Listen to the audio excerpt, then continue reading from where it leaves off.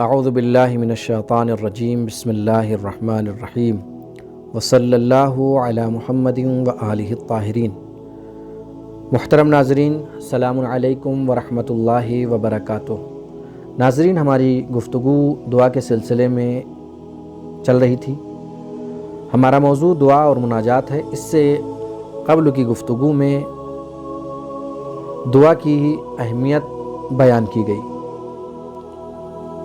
خداوند عالم قرآن مجید میں متعدد مقامات پر جگہ جگہ پر دعا کے سلسلے میں تاکید کر رہا ہے، اور معصومین علیہ السلام کی روایات میں بھی دعا کے سلسلے میں تاکید کی گئی ہے کہ اللہ سے دعا مانگو، اللہ سے راز و نیاز کرو۔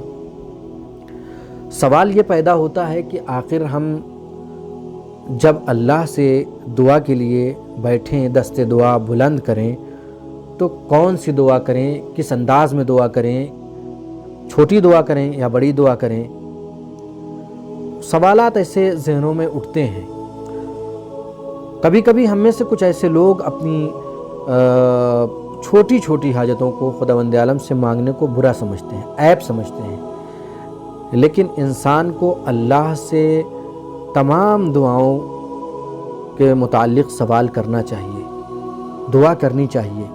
حاجت کتنی ہی چھوٹی کیوں نہ ہو، خدا سے مانگنے میں کوئی عیب نہیں ہونا چاہیے۔ انسان کو عیب نہیں شمار کرنا چاہیے اللہ سے مانگنے میں، چاہے وہ حاجت کتنی ہی چھوٹی کیوں نہ ہو۔ بندہ پروردگار عالم سے اپنی تمام حاجتوں اور کمزوریوں کو چھپاتا ہے، لیکن ہماری تمام حاجتیں، ہمارا نقص، یہاں تک کہ جن حاجتوں کو ہم خدا کے علاوہ کسی اور کے سامنے پیش کرنے سے بھی شرمندہ ہوتے ہیں، وہ ان سب سے آگاہ ہے۔ وہ ہمارے دلوں کے حالات کو جانتا ہے۔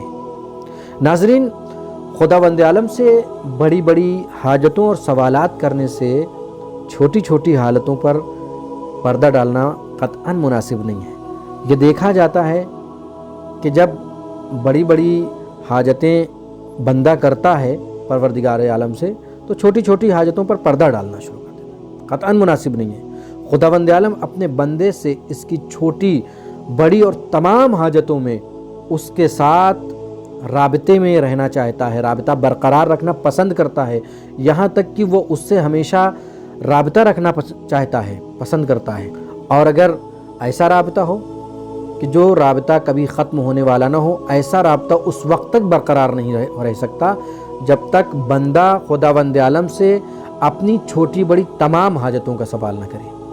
نبی اکرم سے روایت ہے کہ آپ فرماتے ہیں، صلی اللہ عز وجل ما بدأ لکم من حوائجکم حتی شسع النعل فإنہ ان لم ییسرہ لم یتیسر۔ یعنی تم اپنی تمام حاجتیں یہاں تک کہ جوتے کے دھاگے، جوتے کے تسمے کو بھی خدا سے مانگو، چونکہ اگر اس کو خدا نہیں دے گا تو ملے گا نہیں۔